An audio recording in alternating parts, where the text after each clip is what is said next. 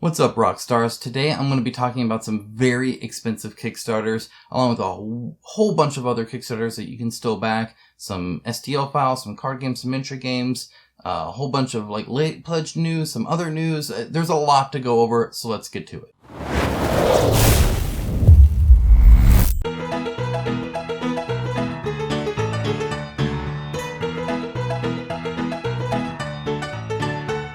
As always, I'd like to start out with a huge thank you to my patrons and YouTube members. Without them, this channel would not be what it is. Both the quality and quantity of the video that you see each and every week is in large part thanks to them.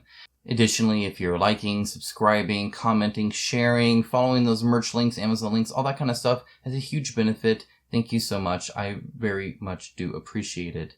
As a little side note before I get into it, this is actually my second time recording, and I spent all day yesterday trying to recover a failed hard drive that had all my YouTube stuff on it. I've lost some footage, sadly, so there's some things I'm going to have to work out and figure out, but I still wanted to get this news video out to you. But I just wanted to say that the moment my hard drive started to fail and started to corrupt things, I was able to order a new hard drive, and again, that was directly from patron money, so thank you so much. It does, in fact, help this channel. Okay, I'm going to go ahead and get into it now, though. We're not going to worry about that. I'll worry about that. You guys don't need to worry about that. Let's get to the news.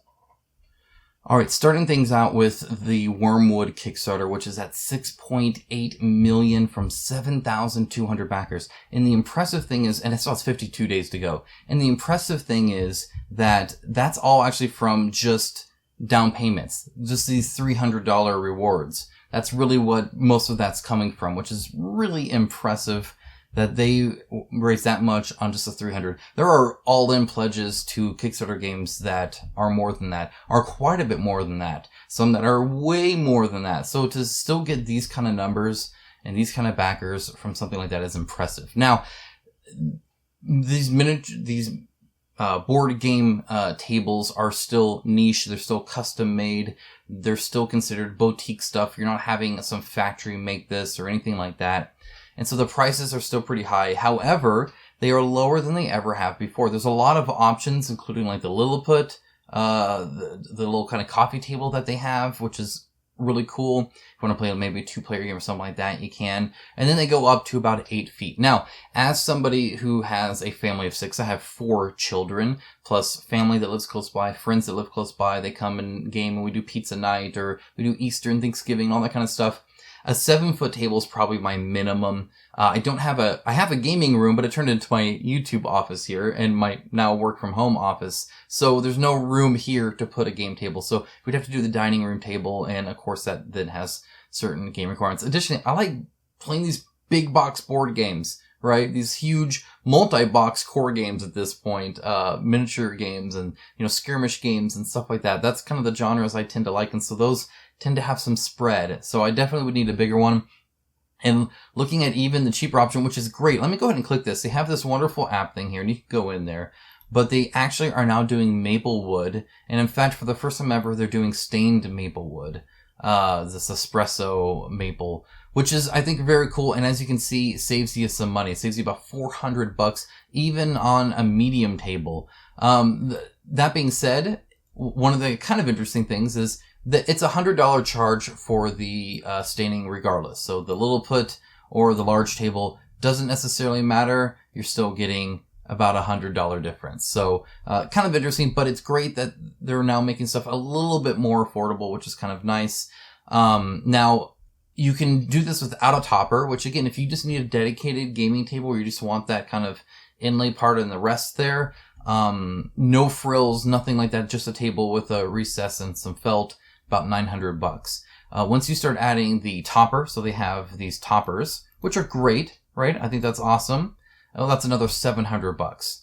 So if you want that kind of conversion thing, you're looking at about like $1,500-ish minimum for like the big ones, which is just, I just bought a dining room table anyway, so I'm not really in the market. If I had been, I'd be looking at this a lot more closer.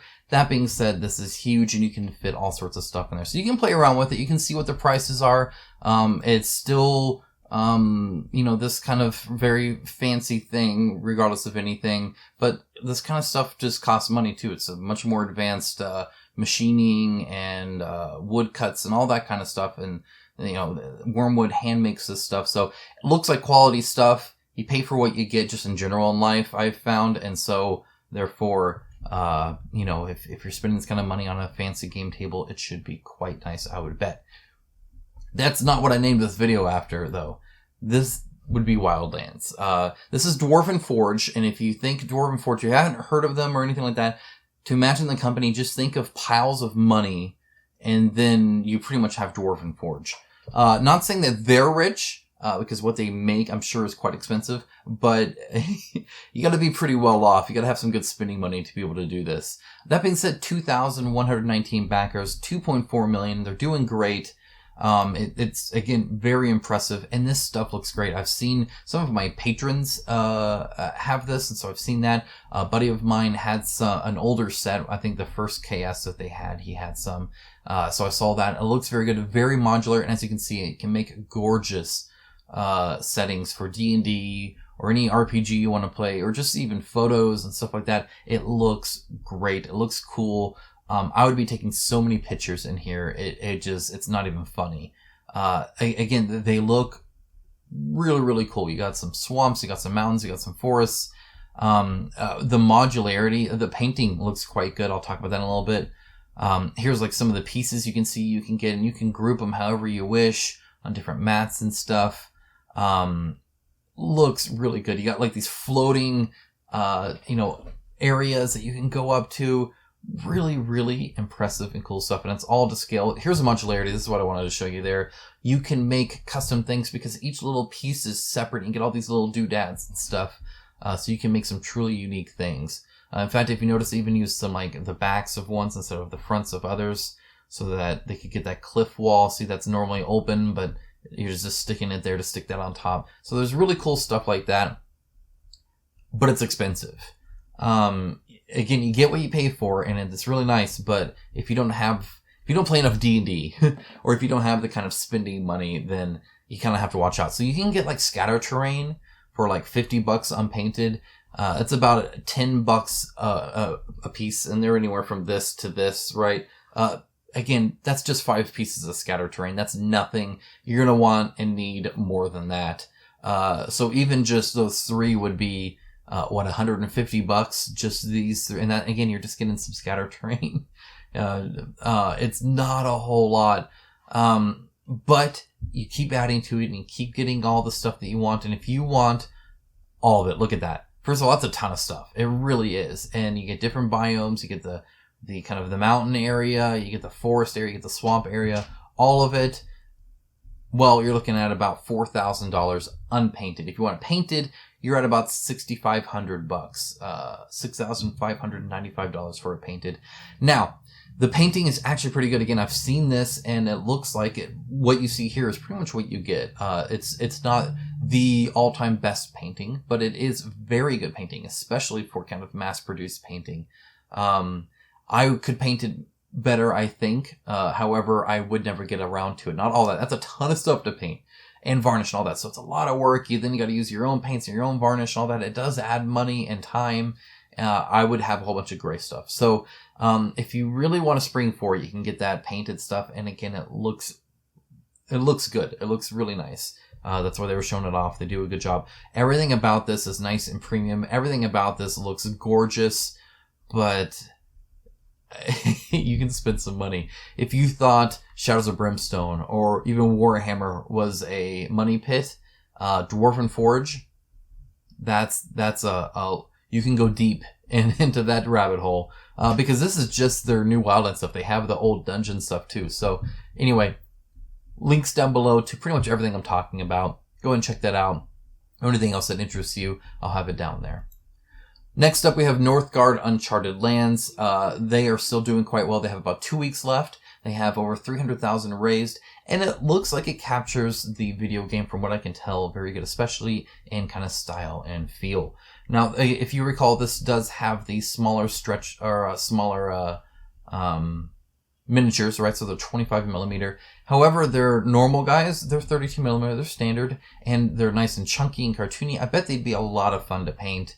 I can see this being kind of a a nice thing there. And then you're like, oh no, you get Sandies. Well, guess what? Here's some more miniatures. So I think they're doing really cool stuff here. Again, I don't know about the quality at all, but it looks like it's a well-regarded video game, and it looks like they're capturing that and really paying homage to that in a very nice way. So I think that's awesome. If that's something that you're looking to do, if you want to explore and expand and exploit and exterminate, if you want that 4X style game, and kind of a smaller package than we normally get, this looks like it might actually be kind of interesting. Next up is Lizard Wizard at almost 3,000 backers, so still 8 days to go and over 200,000 raised. They're doing quite well as well. Now, I do want to say, normally I go through, as you know, from highest to lowest in funding, and I still am. So it's highest to lowest. It's kind of arbitrary. There are other ways to do that, though. I'm wanting to start covering a little bit of card games, just whatever catches my eye. As always, what I show you is curated. I'm not out to show you every little thing, especially the bad ones. But if something catches my eye, I'll kind of explain why and just say, hey, here's a thing, here's an option. I don't know if you're interested or not. So maybe some card games or some other board games. I've done, like Cloudspire and stuff like that before. I could group it where it's like miniature games, board games, card games, and then just miniatures. That might be a little too granular for what I cover, or I can just go high to low. Let me know in the comments below, which one you prefer. If I did miniatures, board games, all that, I could, timestamp those probably a little bit easier than if I just did high to low, just because I cover so much and it's such a wide breadth of stuff. Just food for thought. Let me know what you think about that. Let's talk about Lizard Wizard here a little bit. I really like the art style. So I'm much more of a fan of, more realistic art. So like Arena the Contest or Tenaris Adventures, that art to me is amazing. I love that art. I love that it's kind of almost this photorealism kind of style where it looks very normal and natural, not super artistic, like the subject matter is, and I want that kind of interesting, but I like the kind of more, realistic painting or pictures, and these look like it's that, but a fantastical side, and just a little bit of kind of a old style, which I actually really dig. As kind of a long-time Magic the Gathering player, I kind of dig that. Additionally, it's like slightly grim dark. There's nothing super bright and cheerful here, which again, I love. I think that's great. So it looks very pretty. I haven't looked into the gameplay too much yet, though I think I will. It does also have some miniatures. However, who knows the quality here. I will say that for the most part, it looks very doable. I do have some questions around the cat legs. I suspect they would just be flat against and they'd just be bumps. My assumption, that's how I do it anyway. I don't know if you're going to get any negative space really out of that too well. But again, it looks super quality. The only thing I perhaps don't like is the red on the, I don't like the red border or the red sides. I'm not sure why they picked that. It seems doesn't seem to match anything else in the game. It's a little weird, but whatever. Either way, looks quality, so I figured, you know what, it caught my eye. Looks nice. They're doing great. Forbidden Games. They have 7 created. I didn't look at the history there, but you can link down below, of course. Moving on. Sniper Elite, the board game. I didn't know this was a thing. So this is based, again, on the video games, and they're doing quite well. They have 14 days to go. Rebellion is actually doing it, which I think is cool. They've only done 2. I don't know what their other one was.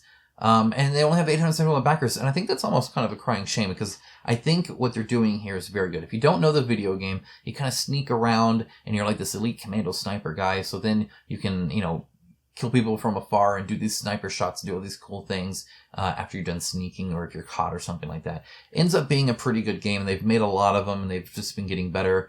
For the board game, it's very interesting. So it's 1 to 4 players.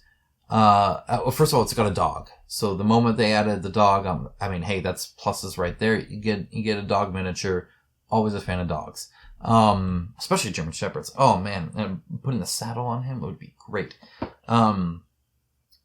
It's a 1 versus mini game or solo, but it's flipped. So normally a 1 versus mini game, the 1 is the overlord. It's the bad guys controlling all the bad guys. Here, because you're alone, you're the sniper guy. The 1 is actually the hero against all of these, soldiers and officers and whatnot. And I think that's fundamentally a cool idea and something that's not done very often. Normally it's a group of adventurers going in, so this is something unique just off that, which I think is very interesting. Kind of a flip, a reversal of roles. Additionally, it looks like they captured the game pretty well. So you, as a hero, are kind of navigating in secret where you're going, and then as the bad guys, you're trying to find him, and maybe you heard him running somewhere in the sector, or something's missing over here, or something like that. So as the enemies, you're trying to, like, you know, scout ahead and do all these other things and kind of spread your people around. And then, of course, when you find him, he can fight. And so you have to kind of, like, actually try and get him then too. So, you can play different, you know, special abilities as a hero to kind of move faster, do stuff like that. And the enemies will know you're doing that, but still maybe not know exactly where. It looks quite good. The combat is token draw based. I would have preferred, dice just because I like that quick resolution of combat. The quicker, the better. I want to roll dice. Bam. I know what happened. Moving on. Dice is kind of a longer thing, though that can build some tension too. I'm not against it. Because I think that can be kind of interesting and fun too, to, you know, oh man, am I going to get the last guy? I don't know. Or should I just run? That kind of stuff can be interesting.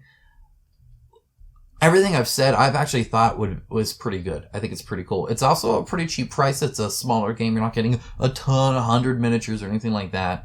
It looks like it's just kind of, you know, knows what it wants to do. Also, you can get a miniature of Hitler getting hit in the nuts. That's a thing. Now, it's maybe not something I'd paint, but I appreciate that it's a thing.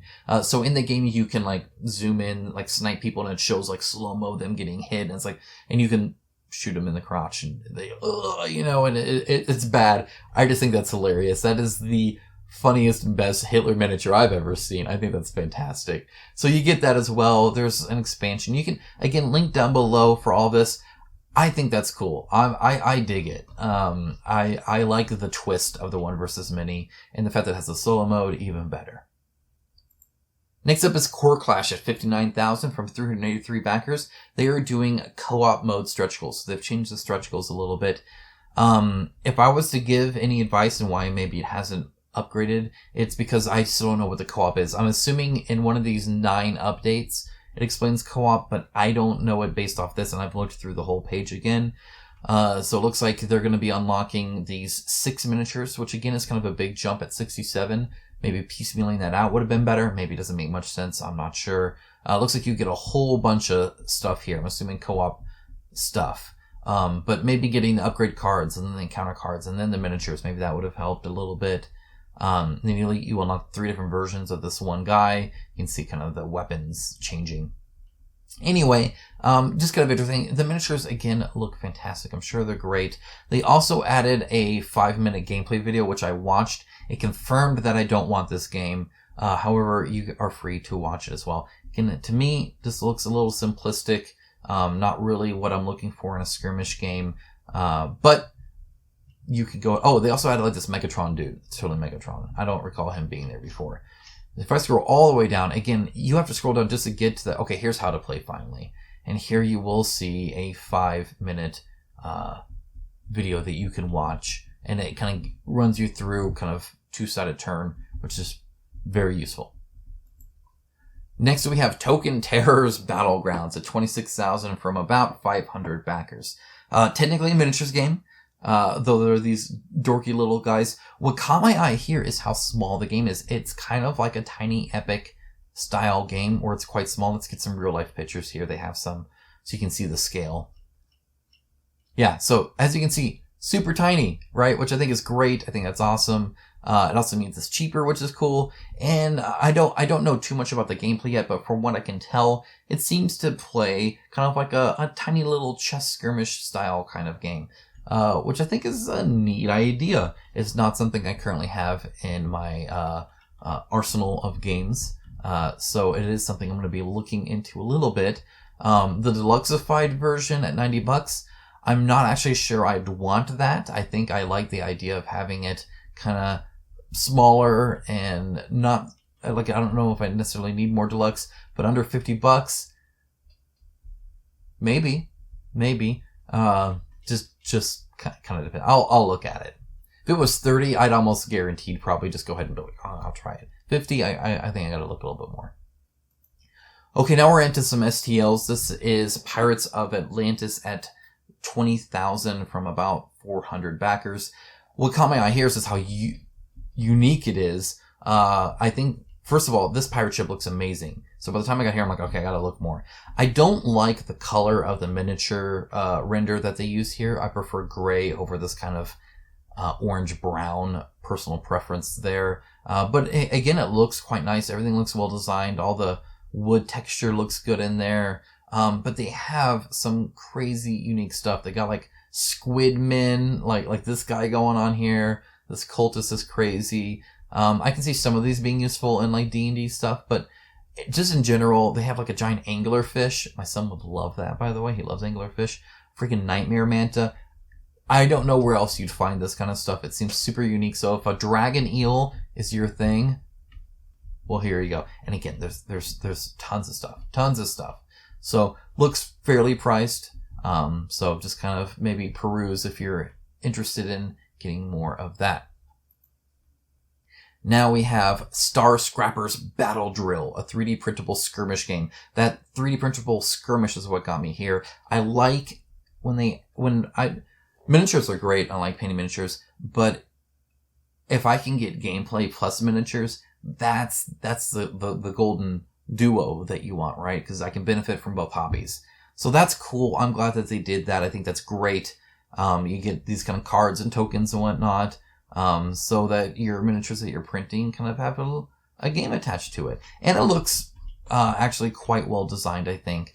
They definitely have a style that they're going for that is fairly unique and not seen too often. Normally you get the fantasy, or you get maybe sleek sci-fi or something like that. This is kind of a mix there. And again, a lot of terrain stuff, which I also like to see. Next up, we have Adventures Adversaries. This is a smaller one at only 17,000 from about 371 backers right now, 6 days to go. It's not necessarily my style, though a winged cat standing on its tail is pretty darn sweet. Plus, I had a wolf, though it should get rid of the armor. Wolves are cool without armor. If you're into like more, I guess, unique Dungeons and Dragons adventures, this might be it. They have a orc, like shaman looking dude with a purple hood on. It just seems really kind of silly and goofy and interesting, but it's not really the types of miniatures I guess I normally see. They do seem a bit more unique. Next up, this is super small, Dungeons and Delights. Again, almost as many backers, but only 5,000 because it's so freaking cheap. You get 10 of these suckers for like $15, which I think is great. 1, 2, 3, 4, 5, 6, 7, 8, 9, 10. Yes, 10 of them. No, I counted that as 1, 2, 3, 4, 5, 6, 7, 8, 9. 9 of them. Whatever. Still think a good price if you just need some, skeletons being tortured. One thing I really liked, and I'll point out, is this rope being cut here, but because it's a miniature, it can be kind of mid-fall because it's solid, right? So I think that is an awesome thing. I really liked seeing that. I thought that was really cool. Okay, now we're getting into the news, and we're going to start with some feel-good news. I need some good news. I've had some rough luck with running YouTube lately when it comes to my files. They're being removed and deleted and unsalvageable all over the place. It's ridiculous. Let's get some good news here. So this is a small campaign. Again, only about 400 backers, made about $18,000. It looks pretty. It looks nice and clean. I dig that. I like the transparent cubes. Look, it looks nice. It really does. Talk about shipping here. They could have, without backer input, delayed a couple months and had hopefully cheaper shipping. But it's ready now. They're going to ship it now. And so they're shipping it now. And they're not charging anybody any more money. Instead, all they say is, hey, guess what? Just if you think this looks good, if you like the game, if it looks nice, share it. Let somebody else know about it. I can sell some more copies. The profit of that can help pay for the added cost of the shipping here so that I actually gain a profit. I think that's awesome. So here's my part doing that. Link down below into this. You can maybe get some information. It's called Miraclia. I don't know what it's necessarily called. But again, looks pretty. Not my style of game, but my style of company. Good for Rudy 3 Publishing. Good for them on shipping the product as you said you would, and then just saying, hey, if you like it, share it, and our future profits can help pay for this. I think that's cool. Swapping to kind of bad news here, SFG is ending Guild Ball. So they will not be making any more Guild Ball, and they don't mention a sequel or anything like that. Starting September 1st, anything they sell is just however much we have. So, kind of a bummer because I heard Guild Ball was good, and it's one of the few things SFG actually made on their own. Lately on Kickstarter, what they do is they get a popular video game IP and they attach it to kind of a non-related, kind of ho-hum, mediocre game, and then sell it with pretty renders that don't match their final product. As you can tell, I'm not a big fan of SFG. I don't like their campaigns. I wouldn't recommend pretty much any of them. I think they just use popular IP and pretty renders to get sales instead of great, solid, highly ranked gameplay and quality components, which is not what you get when you back most of their stuff. And it bothers me that they don't really match the IP with the gameplay. It almost seems like generic gameplay with an IP pasted on top of it.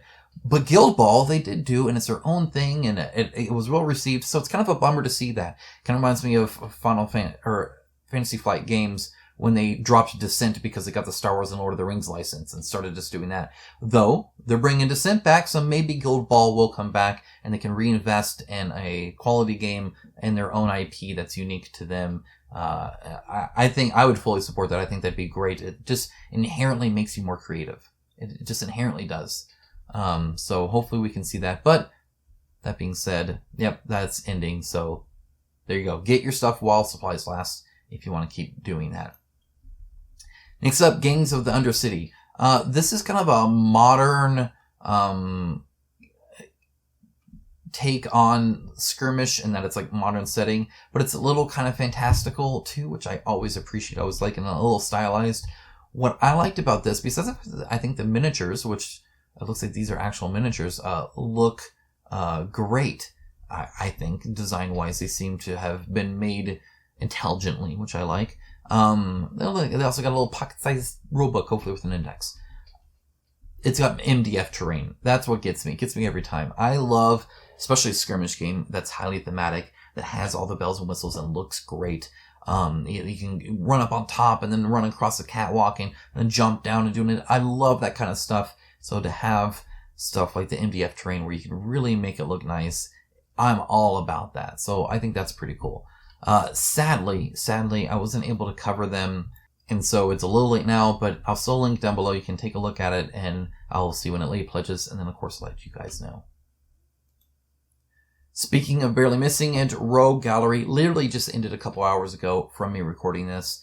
I think if you were wanting some traditional, very fantasy-based miniatures, and Master Darkness 2 isn't doing it for you, this would have been something kind of nice. I think these look great. Very cool designs. Again, your typical kind of fantasy stuff, but still fairly unique and interesting. And they even have rooms, which I thought was super cool. So they have this room here. I'm going to be unlocking some more. So if I scroll down here, you're going to see some other stuff. Here's a kind of a marshland going on here. And the laboratory. I don't know if we'll see those. Maybe we'll in a future one by them. It looks like they've made 12, so it might be worth kind of following them and seeing what's up there. Okay, now this is kind of a told you so, but I don't remember if I put this in a video or if I just yelled at my patrons in Discord and raged about how this was done. But in general, if you ever see an IP in a Kickstarter, look to see if they have a license. If they don't, ask if they have a license. If they don't have it, don't back it until they do have a license. If they say they don't need a license, don't back it ever. That's just not how it works. So this guy was making this replica Jumanji board game that's actually still kind of playable and everything, and you can kind of dink around with it. Looked high quality and all that, and it looks like a passion project. However, he didn't want to actually pay the licensing fee for Jumanji or get permission for it, which makes sense because unlike even a dead IP, Jumanji's actively coming out with movies. Like, they're actively invested in this IP. So he said it was like, oh, it's going to be cosplay, so it's going to be illegal. No, that's, again, not how that works. It's just not. I think Star Trek proved that when it comes to fan-based stuff. Like, they control the IP, and you don't get to just make stuff on it, especially if you're making money. If money's changing hands, I don't care if you're making a profit. If somebody's paying for something and you have the IP, you need the license. So it looks like he took about 160,000 euros and booked it. He hasn't logged in since July 14th was the last time he logged into Kickstarter. He's not going to update it. He's gone. Now, whether they take those funds or part of that funds or whatever, who knows what the legal crap that he's going through right now is. But for your money, don't lose your money. If you see an IP, look for a license. If it doesn't have a license, do not give them money, period. Don't put $1 in. Don't put nothing in. Don't associate with it. It's not worth it. And until they have the license, it's not a thing. Because most often, they're not going to catch it while it's on Kickstarter. These campaigns are too small, too fast, too quick, and litigation takes too long. So what they're going to do is they're going to collect all your money, and then after the Kickstarter, they're going to get hit with the IP stuff. So anyway, yeah, that it sucks for the 630 backers that were there. Hopefully, we can learn from that mistake. And again, in the future, you need a license. Next up, Midara. This is bad news, but cool stuff. So bad news is it's been delayed. It's actually been delayed based off of something interesting. It was actually like proofing. So it's actually been delayed off something interesting. It's actually from like proofreading that delayed it just because there's so much to go over and they're so different, which is kind of a bummer that that's what it was, or kind of a bummer that that decision caused it, because it's one of the things where I'm sure if Brooklyn and company had known that it was possible, that would have delayed it. They would have mentioned it. They would have been like, hey, this is a risk we're taking. You only know about this stuff after the fact, which is kind of a bummer. But either way, it has been delayed, so it won't be really doing fulfillment until the first week of February 2021. Is what it is. It'll be worth it if it's high quality, so I'm happy about that. And it looks high quality, so they're showing some pictures there, and in fact, they showed a ton of stuff, and it looks good. The upgrade pack is interesting because instead of having to leaf through and change everything, you take the entire deck out and you replace the deck in the core box, which I think is a cool idea. Super easy on us, and that's really nice. Here's some of the resin miniatures that look fantastic. Can't wait to paint those. And then they show, again, a whole bunch of renders. And again, a lot of them are super unique. They have a lot of city miniatures, which I always am a fan of. I just think that's interesting. And then you have miniatures like this. You have some crazy designed miniatures when it comes to poses, which I really appreciate. There's one farther down here that's just, again, super unique and over the top and ridiculous and crazy. Let's see if I can get to it. Again, they showed a ton of pictures here, sharing a ton. We're close. Here it is. Look at that. Look at that. That is crazy. That's cool. I like that. Now, that's going to have to definitely be multi-piece, especially right around here.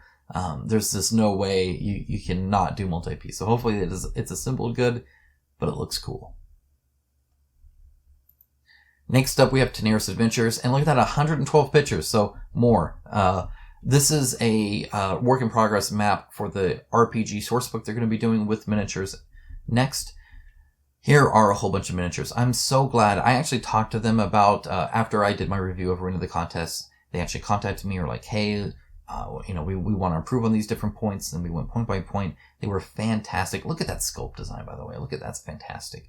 And so we ended up talking also about miniatures. I suggested a manufacturer. They went with them, which means, now, what you're seeing right now is before the resin prototype, so it's a little bit worse. Right here, you're looking for gaps, you're looking for mold lines, stuff like that. So you'll see some of those here. That's what they're looking for to kind of improve it.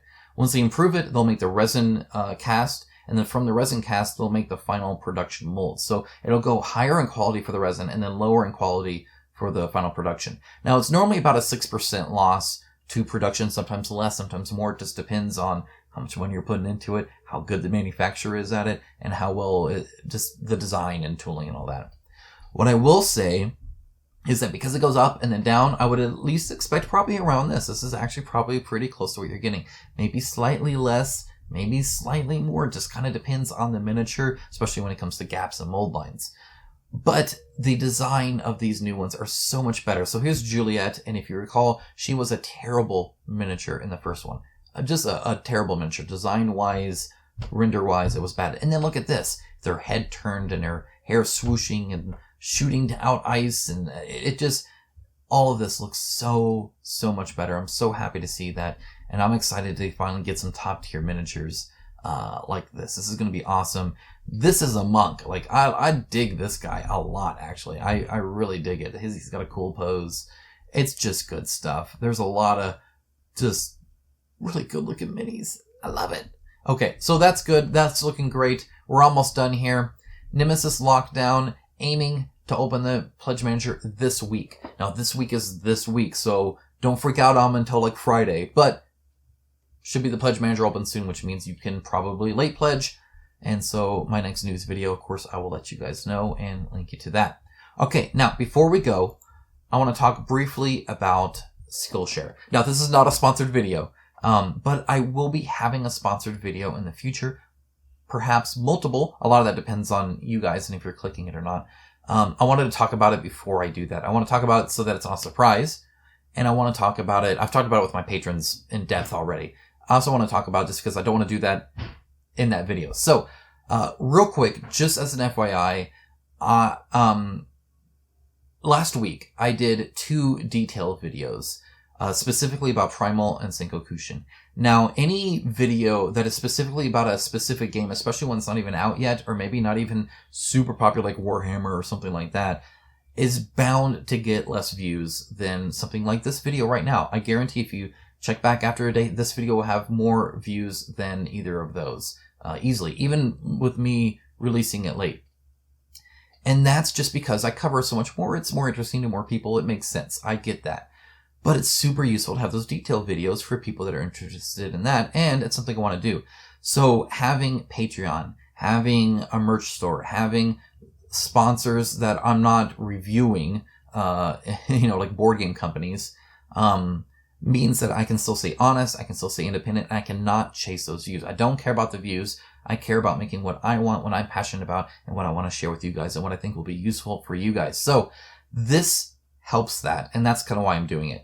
Also, almost kind of to prove a point. So many people just say it's either not possible to run a YouTube channel and not take money from the game developers. And honestly, I'm fine if you're doing that and not sharing opinions. So if you're not doing reviews, or if you're doing actual previews and not previews with opinions, in other words, the moment you say I and then how you felt, it's an opinion, it's not paid for. But if you avoid that, like, if you're just doing playthroughs or how-tos and stuff like that, that's totally fine. But for sharing opinions, I don't feel comfortable sharing an opinion and taking money from the game developers. So this kind of stuff helps that. So hopefully you like it. And I spent like hours on this. I'll talk about it actually in the thing, but trust me, I think it's actually pretty good. I wouldn't try and peddle something that's bad for you guys. So anyway, that's all I wanted to share. I just want to let you guys know that's coming up in the future, so be on the lookout for that. Thank you so much for watching. I know this is late. Trust me, I've already recorded this once. I'm tired. But I hope it was helpful for you guys. If it was, do let me know. Comment, like, subscribe, share, all that kind of stuff. It helps a ton and lets me know that all of this effort was worth it. So until next time, later this week, I'll talk to you soon.